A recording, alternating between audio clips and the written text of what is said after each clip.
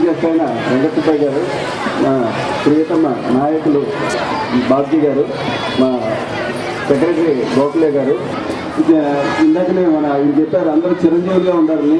మన అందరం చిరంజీవులుగా ఉండాలి అంటే ముందు అందరం ప్లాస్టిక్స్ వదిలేస్తే అప్పుడు చిరంజీవులుగా ఉండడానికి ప్రయత్నం చేయొచ్చు.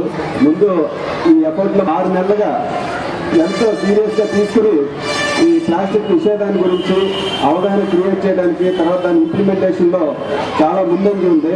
ఈ విషయంలో మన కమిషనర్ గారు చాలా చక్కగా తీసుకుని ఒక ఛాలెంజ్గా తీసుకుని బాగా అవేర్నెస్ ఆల్రెడీ క్రియేట్ చేసి ఉన్నారు. ఈ విషయంలో మన పాలకుల్లో మున్సిపల్ చైర్మన్ గారికి, మున్సిపల్ కమిషనర్ గారికి కృతజ్ఞతలు తెలుపుకుంటున్నాం.